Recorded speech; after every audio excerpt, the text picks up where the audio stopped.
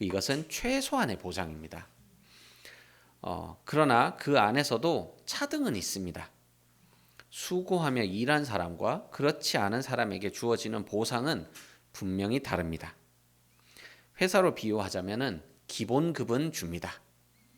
기본급은 200만 원인데 수고하고 전심전력으로 일한 사람에게는 기본급 200에 10억을 얹어줍니다. 그런데 일하지 않고 수고하지 않은 사람은 기본급만 줍니다.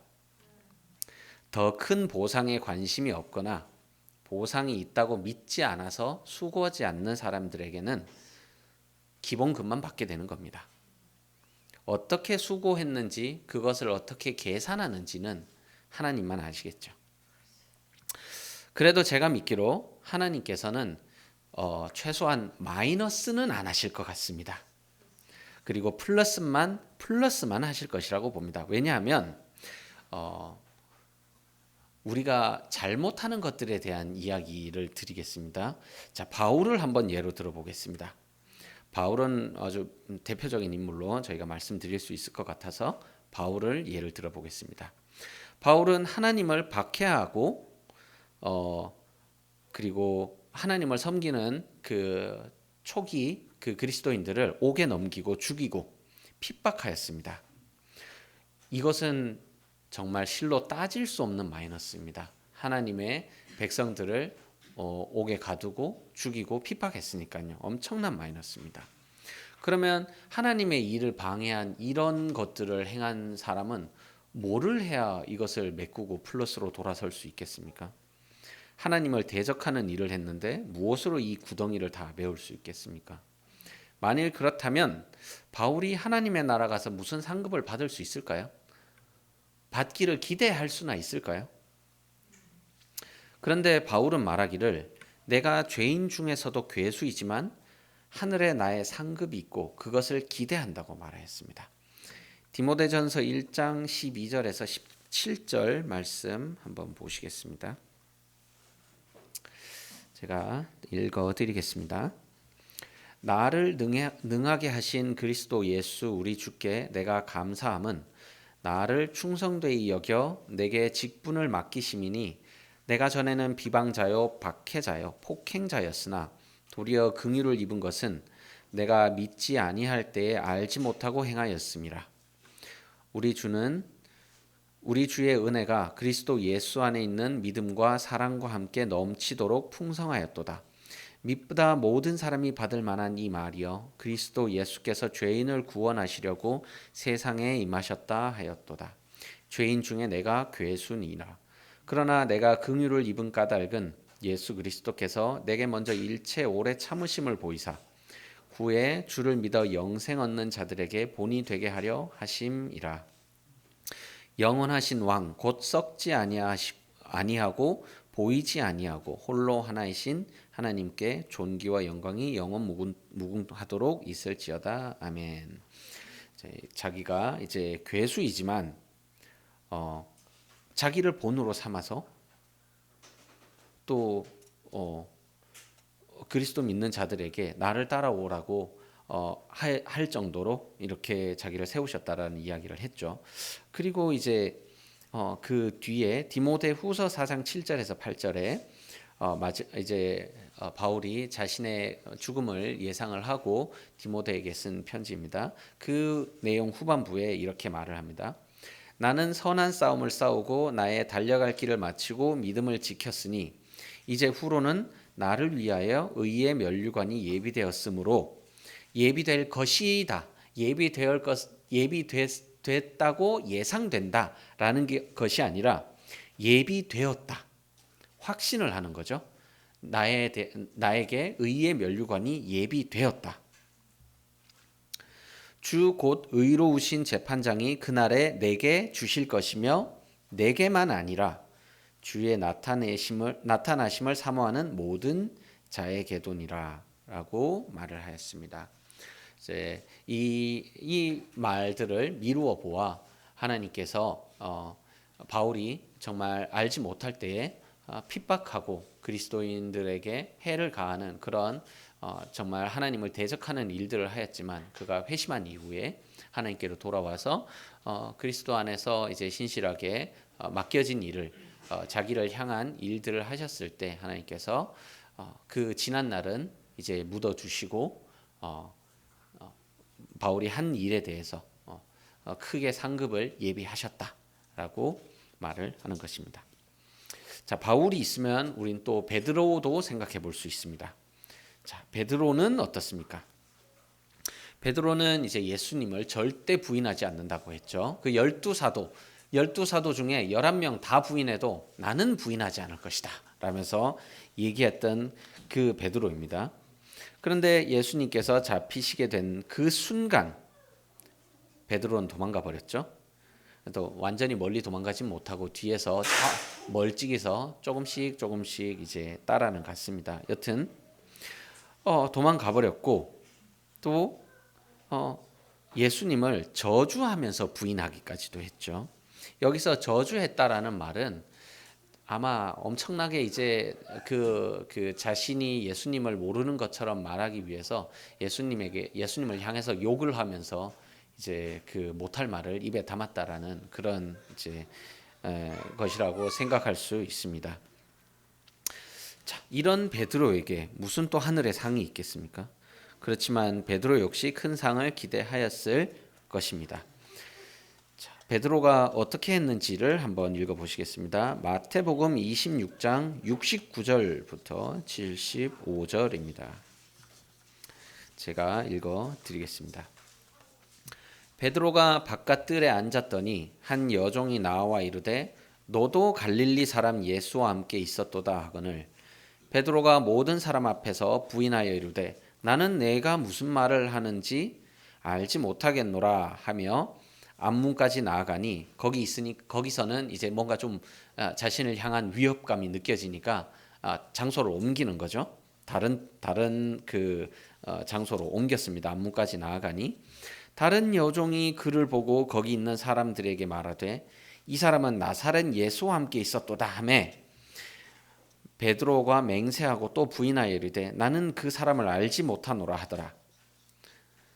조금 후에 곁에 섰던 사람이 나와 베드로에게 이르되 너도 진실로 그 도당이라 내 말소리가 너를 표명한다 하거늘 이제 갈릴리 지역 사투리를 쓰니까 예수가 갈릴리 지역 사람이고 그 사투리를 썼던 사람이니 너도 갈릴리 지역 사투리를 쓰네.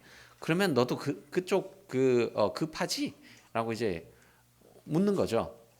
그랬더니 베드로가 저주하며 맹세하여 이르되 나는 그 사람을 알지 못하노라. 예수님을 알지 못한다라고 얘기하는 거죠. 하니 곧 닭이 울더라. 이에 베드로가 예수의 말씀에 닭 울기 전에 내가 3번 나를 부인하니라 하심이 생각나서 밖에 나가서 심히 통곡하니라. 깨달은 거죠. 내가 이런 자구나. 내가 이거밖에 안 되는구나. 나에게 누가 모르는 그 작은 계집종이 와서 너도 그 사람이랑 같이 다녔지? 라고 얘기를 했더니 겁이 나서 덜컥 겁을 먹고는 나는 그 사람 모른다라고 부인하는 내가 이 정도밖에 안 되는 사람이구나. 내가 예수님과 그 몇 년을 쫓아다니고 따라다니고 예수님을 향해서 그 많은 기적들을 봐왔지만은 지금 이 자리에 이 밤에 이 작은 계집종 하나가 내게 이런 말을 했을 때 나는 도망치는 것 외에는 할 수 있는 게 없는 사람이구나 라는 그런 마음에 정말 온갖 그 슬픔과 그런 참 어려움이 말할 수 없는 어려움이 몰려왔겠죠. 이것을 볼 때 바울이든 베드로든 사실 우리 모두는 실수를 합니다. 그것이 어떤 방식이든지 반드시 우리는 실수를 합니다. 또 회심한 이후에도 우리의 이 실수는 멈추지가 않습니다. 사실 우리는 이 실수를 멈출 수가 없습니다. 왜냐하면 우리는 연약하기 때문입니다. 하나님께서 우리의 연약함을 인정하지 않으셨다면 세상에 단 한 사람도 하나님 앞에 설 수가 없습니다. 그러나 하나님께서는 우리의 연약함을 인정하셨고 또 받아주셨습니다. 그렇기 때문에 우리가 하나님 앞에 설 수 있고 또 하나님을 아버지라 부를 수 있는 것입니다. 바울이 회심한 이후에 아무런 실수를 저지르지 않았을까요? 실수를 저질렀습니다. 그것도 아주 큰 실수를 저질렀습니다. 사도행전 15장 36절부터 39절까지 한번 보시겠습니다.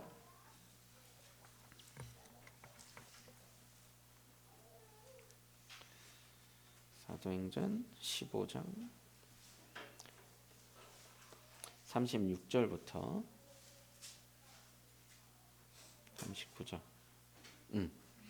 이 내용 아시는 그 내용입니다. 며칠 후에 바울이 바나바더러 말하되 우리가 주의 말씀을 전한 각 성으로 다시 가서 형제들이 어떠한가 방문하자 하고 바나바는 마가라 하는 요한도 데리고 가고자 하나 바울은 밤빌리아에서 자기들을 떠나 함께 일하러 가지 아니한 자를 데리고 가는 것이 옳지 않다 하여 서로 심히 다투어 피차 갈라서니 바나바는 마가를 데리고 배 타고 구브로로 가고 바울은 실라를 택한 후에 형제들에게 주의 은혜를 부탁함을 받고 떠나 수리아와 길리기아로 다니며 교회들을 경고하게 하니라. 자, 여기서는 이렇게 간단하게 얘기를 했습니다. 그러나 그 교회 상황은 절대 간단하지 않았을 것입니다. 이 상황을 바울과 바나바가 이 마가라 하는 요한을 놓고 다투는 이 장면을 보면서 교회에서 무슨 생각을 했을까요? 그 성도들은 무슨 생각을 했을까요? 바울을 옹호하는 쪽에서는 그래, 걔는 일할 만한 애가 아니야. 걔는 나도 그렇게 생각해. 걔는 데리고 다니면서 일할 만한 그런 능력이 있는 애도 아니고 그 부잣집 아들내미 거기 뭐 약해가지고 그거 데리고 다녀봐야 피곤해. 안 돼. 냅둬. 그 바울이 하는 말이 맞지. 이런 얘기를 하는 사람이 있었을 것이고 또 반대편에서는 어떻게 그렇게 얘기하나 사람 뒤는 모르고 그 사람이 변할지 앞으로 성장할 수 있을지 어떻게 될지 어떻게 한 번 실수한 걸로 그렇게 매정하게 사람을 버리고 가냐. 그 사람은 뭐 마음은 생각 안 하냐. 예수님은 어떻게 하셨냐. 예수님이라면 어떻게 하셨을 것 같아 라고 말하면서 편이 갈라지고 싸우고 다툼이 일어나고 서로를 비방하고 서로를 또 이제 원망하고 그런 교회를 아주 박살을 내놨겠죠. 왜냐하면 앞선 두 사람이었으니까 바울과 바나바 그 교회를 안디옥 교회를 대표할 만한 두 사람이 그렇게 싸웠으니 교회도 반이 아니라 뭐 3개, 4개 쪼개졌겠죠. 그런 일들을 했던 거죠.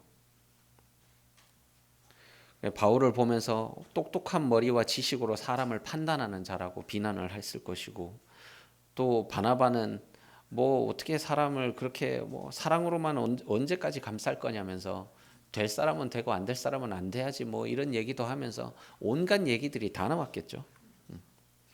결과적으로 교회에 어려움을 주고 바울을 지지하는 쪽과 지지하지 않는 쪽으로 갈라서게 만들었을 것입니다. 또 마가 요한을 향해서도 온갖 비난을 다 쏟아냈을 것이고 하지만 이제 그 이후에 가서 보면 바울의 오만한 판단이었고 그것은 바울이 하나님의 자리에 앉아서 사람을 판단하는 일이었음을 저희는 볼 수 있습니다. 다른 성도를 향해서 왜 나와 같은 방식으로 일하지 않느냐? 너는 왜 나와 다르냐? 바울과 바나바의 생각이 달랐듯이 왜 너는 내 생각처럼 하지 않느냐? 라고 말하는 것은 그것은 매우 잘못된 일이었음을 바울이 깨닫고 이제 로마서 14장에 그 내용을 기록을 하였습니다. 로마서 14장 4절부터 14절입니다. 제가 읽어드리겠습니다. 남의 하인을 비판하는 너는 누구냐? 그가 서 있는 것이나 넘어지는 것이 자기 주인에게 있음에 그가 세움을 받으리니 이는 그를 세우시는 권능이 주께 있음이라.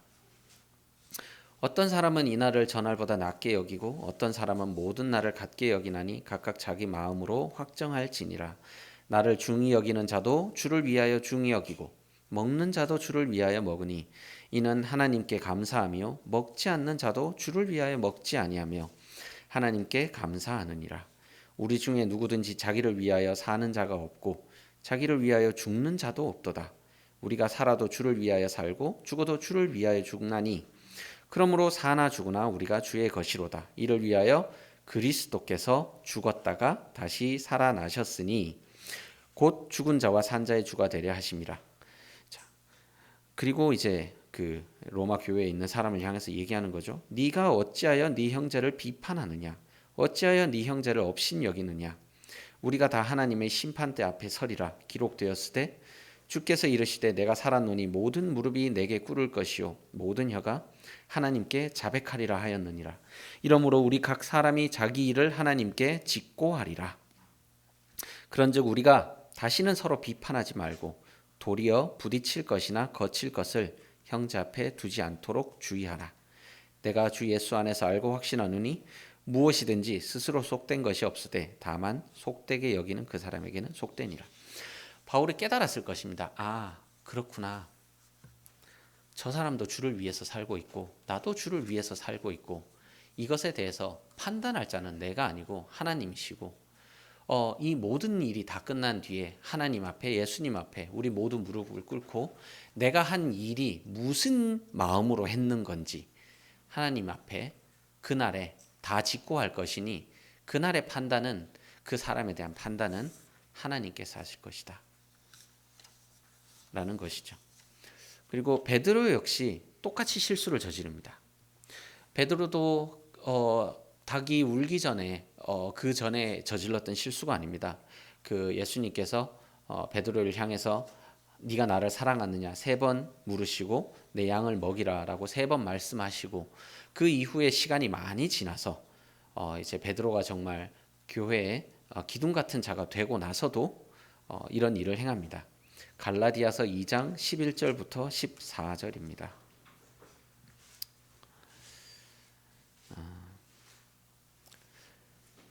말씀 읽어드리겠습니다. 2장 11절부터 14절.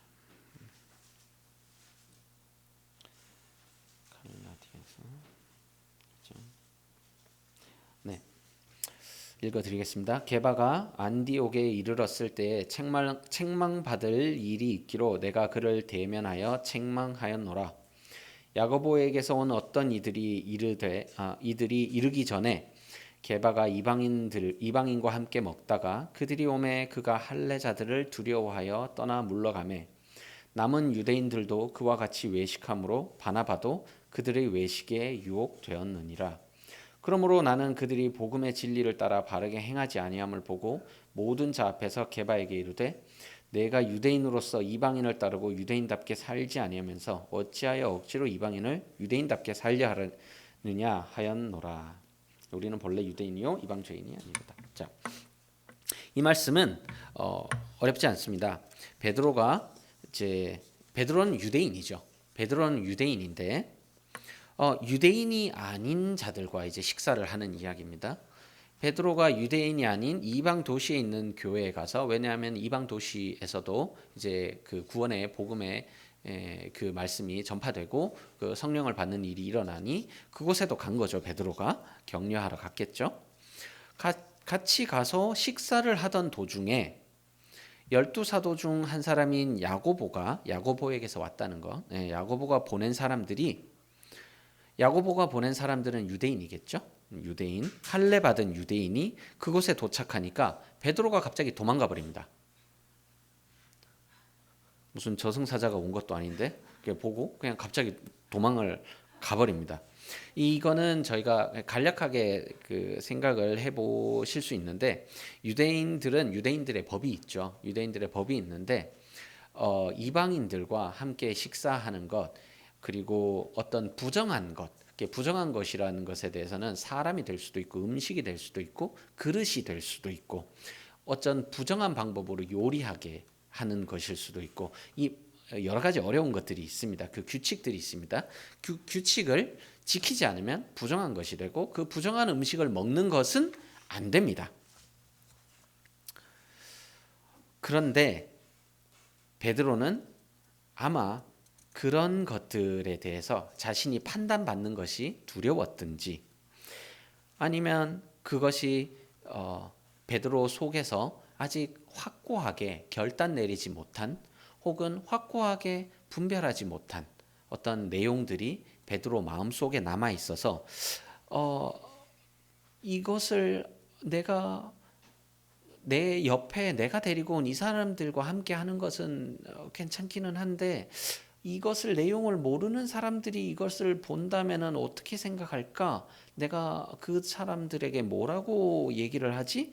또 그 사람들이 돌아가서 내가 이런 일을 했다는 것을 이스라엘 그 예루살렘 교회 사람들에게 말을 한다면은 나는 뭐라고 변명하지? 라는 그 여러 가지 고민들이 꼬리에 꼬리를 물다가 안 되겠다 도망가자 라고 일단 이 자리를 피하자 라고 한 것 같습니다. 그래서 이것에 대해서 바울이 베드로를 강하게 책망하였고 베드로의 대답은 성경에 없지만 이 바울의 책망에 대해서 베드로는 저라면 제 생각에 베드로라면 인정하고 미안하다. 내가 그것에 대해서 나도 명확한 고민을 해보지 못했고 생각을 해보지 못해서 내가 그렇게 도망갔다. 미안합니다. 하고 사과할 것 같습니다. 이렇게 초대 교회의 내용들을 생각을 해볼 때 정말 하나님께서 직권적으로 개입하셔서 일으키신 그런 믿기 어려울 법한 그런 그 기적들이 굉장히 많이 있었지만 그에 못지않게 사실은 굉장히 많은 문제들이 기록되어 있음을 저희가 보게 됩니다. 그러면 이분들이 구원받기 전에 일으킨 문제일까요? 아니죠. 구원받고 심지어 큰 일들을 행하면서 그 가운데서도 이런 실수를 합니다. 그 가운데서도 내 속에 여전히 많은 것들이 정립되지 못하고 이 말씀에 대해서 명확하게 속에서 정확하게 하나님의 마음은 무엇일까? 이것은 우리가 어떻게 해야 될까에 대한 명확하게 확립되지 못한 많은 일들을 가지고 있었음을 생각해 보게 되고 또 그런 것들에 대해서 두려움에 도망가기도 하고 또 잘못된 나의 혈기로 또 일을 그르치기도 하고 이런 것들을 참 생각을 해보게 됩니다. 그렇다면은 베드로가 정말 한 10년 열심히 말씀 정하고 기둥이 되어서 이렇게 공적을 쌓아왔는데 이런 한순간의 실수로 그 공적이 다 무너져 버린다면은 베드로도 참 당황스럽고 억울하겠죠. 바울도 그렇고. 그래서 하나님께서는 저희를 향해서 생각하시기를 그래 이해한다. 그 너의 나약함을 이해하고 너의 그 어리석음을 내가 받고 너의 그 정리되지 못한 그 많은 마음과 그 남들을 향한 그런 어떤 날선 말들 너의 잘못된 선택들 그래 이해한다라고 받아주시는 것 같습니다. 그렇다면 우리가 용서는 받을 수 있는데 그러면 우리 입장에서 할 수 있는 것은 무엇이냐라고 생각해 보면 저는 알파벳 5자로 표현을 해보고 싶습니다. A, B, C, D, E입니다. A, B, C, D, E. A는 무엇이냐? 아담. A, 아담입니다. 아담으로부터 태어나서 아담으로부터 B, birth, 태어나서 C, choice. 이거 어디서 좀 베껴온 것 같긴 한데 머릿속에서 떠올라서 말씀드리는 겁니다. C, choice, 선택하고 D, death, 죽고 E, eternal, 영원한 삶이 있습니다. 사실 우리는 태어나면서부터 영원한 세계에 들어가 있습니다. 선택하건 말건 우리는 이미 영원한 세계에 들어와 있습니다. 우리의 삶은 영원하니까요. 그것을 이제 우리가 죽음이라는 아주 작은 아주 별것 아닌 아주 사소한 그 문을 톡 건드려서 열기 전에 우리가 마지막 이 영원한 삶이 있다라는 것을 알아채느냐, 인정하느냐, 못 알아채고 내가 뭔가 있을 것 같긴 한데 애써 내 마음 속에서 무시하고 그것에 대해서 아니라고 애써 부인하느냐. 그 정도의 문제죠. 그래서 우리가 A, B, C, D, E 이 아담, birth, choice, death, eternal 중에서 우리가 무언가 할 수 있는 것은 C. choice뿐입니다. 우리는 매 순간 선택할 수 있습니다. 나머지는 아무것도 할 수 있는 게 없습니다. 태어나는 것도 우리 마음대로 된 게 아니고 죽는 것도 우리 마음대로 되는 것도 아니고 영원히 없다고 부정해도 우리는 영원한 삶에 들어가게 됩니다. 그래서 우리가 할 수 있는 것 단 한 가지는 choice, 선택입니다. 우리가 어떤 선택을 할 것이냐. 강을 저 바리사처럼 우리가 아까 전에 예화에서 들었던 바리사처럼 강을 건널 선택을 할 것인지, 내 자녀들까지 다 막아서면서 내 자녀들의 앞길까지 다 막는 선택을 할 것인지, 아니면 자녀 중 하나라도 보내는 선택을 할 것인지, 내가 집에 숨겨둔 황금을, 보석을 선택할 것인지, 무엇을 선택할 것인지에 대한 건데, 사실 그 뿌리를 깊게 내려가 보면 그 갈래가 여러 가지로 나와 있을 뿐, 저는 선택은 딱 두 가지라고 생각합니다. 나를 선택하느냐, 하나님을 선택하느냐. 둘 중에 하나다. 거기에 모든 선택의 본질이 있다라는 것을 저는 생각을 하고 말씀을 드립니다. 자, 그래서 마무리입니다. 여러분께서는 하나님을 선택하고 강을 건너셨죠. 잘하셨습니다. 잘 선택하셨을 겁니다. 잘 선택하셨습니다. 네, 잘 선택하셨습니다. 저도 그렇게 선택했습니다. 기억하실 것은 여러분들이 강을 건너는 선택은 했지만 강을 건너기 전에 그 사람이랑 다를 게 없다는 것입니다. 강을 건넌 것은 건넌 것입니다. 강을 건너는 순간 내 몸과 마음이 갑자기 변화되어서 우와, 나는 강을 건넜는데 갑자기 새 사람이 되었어. 이렇게 되지는 않습니다. 강을 건너는 선택을 한 겁니다. 그리고 계속해서 선택을 해 나가셔야 됩니다. 죽음이라는 것이 내게 오기 직전까지 계속해서 선택을 하셔야 됩니다. 왕을 따라오는 선택을, 강을 건너는 선택을 하기는 했는데 아무래도 그 보석이 더 값어치 있었을 것 같아. 강을 도로 건널까? 어쩔까? 이런 마음의 고민이 있을 수 있습니다. 그것은 이상한 일이 아닙니다. 어찌 보면 자연스러운 일일 수도 있죠. 하지만 이제 선택을 계속해서 해 나가다 보면 자신의 선택에 대해서 확신을 가지고 그 선택이 가지고 있는 그 힘을 가지고 또 내가 바라보는 것이 무엇인지에 대해서 점점 더 알아갈수록 더 수월하게 선택할 수 있고 더 내가 아닌 하나님을 선택하는 일들을 해 나가실 수 있으리라 생각을 합니다. 그래서 오늘도 영원한 세계를 바라보시면서 하나님을 선택하시면 그날의 이터널, 그 마지막 영원한 삶에 갔을 때 하나님께서 비록 우리가 사는 동안 실수하고 잘못 선택한 것들이 있지만 보상하실 것이고 큰 선물을 주실 것이고, 바리사는 강을 건너는 선택을 하지 못했고 왕을 따라가지 못했지만 그 친구 믿음으로 강을 건너서 왕을 따라갔죠. 왕을 따라가서 물론 수고했을 것입니다. 새로운 나라를 개척하고 그 나라의 호허벌판 황무지에서 많은 일들을 고생을 했겠지만 그럼에도 불구하고 마지막에 큰 나라를 맡는 그런 보상을 받게 되었음을 생각해 보게 됩니다. 여러분도 그 나라에 갔을 때 하나님께서 우리가 기대한 것보다 저는 더 주실 것이라고 생각을 합니다. 네, 이상으로 말씀을 마치도록 하겠습니다. 감사합니다.